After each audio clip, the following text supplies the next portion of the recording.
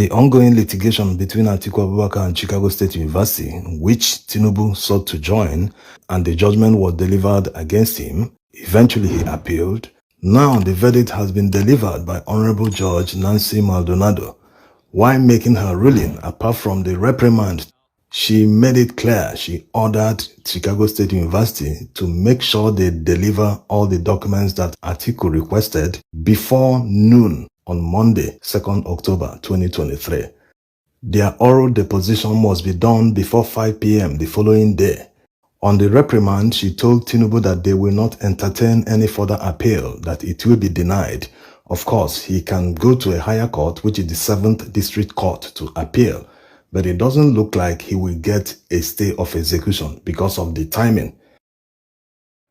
This is because, according to this latest ruling, by noon tomorrow, Atiku Abubakar will be in possession of Tinubu's academic records from Chicago State University. Looking at how swift the judgment was delivered, there's no way you can't envy the American justice system. No matter what you feel, no matter your reservations about what is going on in the United States, you can't help but give them thumbs up, because the judge was able to recognize the urgency of this matter. And if you look at the whole hearing, how she handled everything, you understand that there is a sense of judgment, understanding of everything. The deadline at the Supreme Court in Nigeria for submission of everything, all further evidence and replies, is on the 5th of October. So if that deadline passes, then all the effort that Atiku Abubakar has put in to the matter will be wasted. It was easy for the judge to make her decision, just like it was easy for Honorable Judge Gilbert at the lower court to make his own decision. Because looking at the two certificates, it's obvious that this one is forged. Chicago State University attorney also accepted that they don't know where Tinubu got the certificate from. And looking at CSU's website, this is the form that a former student can fill out in case he wants a new certificate or diploma, like they call it. So one wonders, why didn't Tinubu fill out this form in order to receive a new certificate from Chicago State University? Meanwhile, during the proceedings at the Presidential Election Petition Tribunal, he filled out this form. As you can see, look at the documents he requested Chicago State University to release to him so that he can tender in court to prove that he actually attended the school, which wasn't in contest anyway. One wonders why he didn't fill out the other form on their website in order to receive another certificate instead of downloading it from Pinterest. And looking at this form again, you can see that there is a checkbox for tuition records. Remember that Chicago State University said that they do not have any tuition records for Tinubu, that they do not have his international passport, that they do not have any information or record on how he paid for the tuition. So if they have this checkbox here, that means they must have the records. So why are they not releasing the records? Why is that of Tinubu different? So looking at all the controversies, you can see how easy it was for the judges involved to make their decision on the discovery. Also, Tinubu didn't help himself by arguing exactly the same thing on appeal. When one files appeal, it is expected that the person will focus on new information or mistakes on points of law from the judgment. But coming to appeal to make exactly the same arguments, the judge must have seen that this person is trying to hide evidence, unlike what happened at the appeal court in Nigeria, where the judges started making excuses on behalf of the respondents. INEC dodged subpoena. They even lied in court when they answered that one of the documents demanded by Labour Party wasn't available, that they do not have the document. In the end, their witness presented that same document that was requested under subpoena. All this happened in front of the judges. They didn't do anything. Instead, they started making excuses, manufacturing reasons for the respondents. Imagine saying that Shettima did not intentionally commit double nomination. This argument was never made by the respondents. How in the world did they manufacture a reason on their behalf? It's very strange. The judges never upheld any single relief sought by the petitioners. It's very strange. Instead, they upheld all the arguments of the respondents, including manufacturing new ones for them.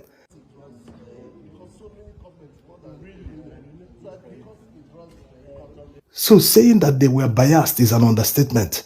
Many people thought that 25% is the surest that they must uphold because it is written in the law in black and white. But they ended up rewriting that section of the 1999 Constitution in order to arrive at a predetermined destination. It is very, very shameful. Nigerians can get justice abroad, but in their own country, they can only dream of it. Look at Ibori. If Ibori was tried in Nigeria, he wouldn't have been convicted. Maybe a judge would have boldly released him, but he was jailed abroad. This Atiku's case in Chicago, if it were to be in a Nigerian court, you already know what they will do. They will delay it unnecessarily. By the time they deliver judgment, it will be of no use. Justice delayed is justice denied, but that's not how it is applied in Nigeria.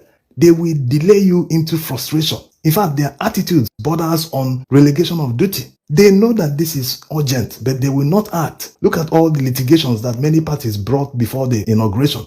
They threw some of them away. Some judges ran away. They were not to be found. Do your job or you make way for another person to do the job. It's as simple as that. Why should judges be afraid of delivering judgment? Are they waiting for other parties to respond in kind? It's very strange how they operate.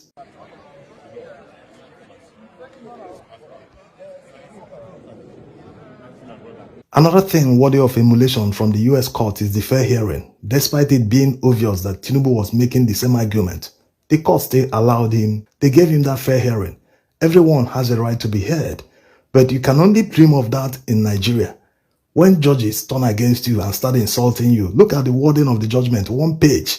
But in Nigeria, they will insult the petitioners, not just reprimand, but outright insult. Imagine a judge saying, are we going to go to the market or social media to get evidence on your behalf? So they were too biased. They weren't even pretentious. The same electoral law they didn't want to uphold is the same law that other election tribunals across the country are using to disqualify candidates. Look at what happened in Kaduna. Despite throwing away the PDP candidate's petition based on technicality, they still looked at the matter on its merit.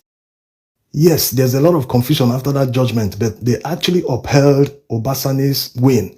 While looking at the merit of the petition, they accepted that the failure of INEC to upload the results in real time affected the results in these polling units. So 2-1, they declared that INEC should conduct a rerun in this election because the number of voters in that area are higher than the margin between the two candidates. So they declared a rerun, but it will not have effect because already they have used technicality to knock off that part of the petition. So that's why the PDP candidate is going to appeal.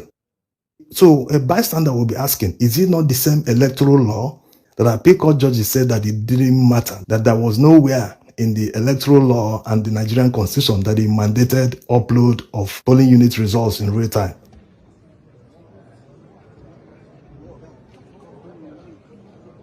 By 12 noon tomorrow, Atiku Abubakar will be in possession of evidence that will finally disqualify Tinubu. That's only if the Supreme Court will do the right thing. Remember that this evidence is not new. It has been in the public since last year. And this same evidence was submitted at the appeal court during the election hearing. But you all know how the appeal court justices threw away everything. So, Atiku has gone to court to get this evidence in his own capacity as a candidate, directly given to him, not Enahoreba or someone else.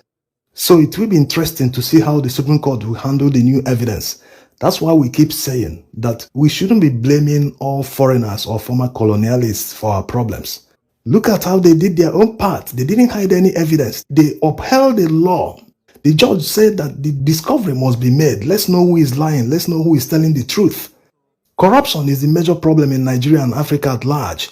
Let's see how the Supreme Court will handle the new evidence and make their decision. And be rest assured, we will bring you the bombshell release immediately we get them tomorrow. Thanks for watching.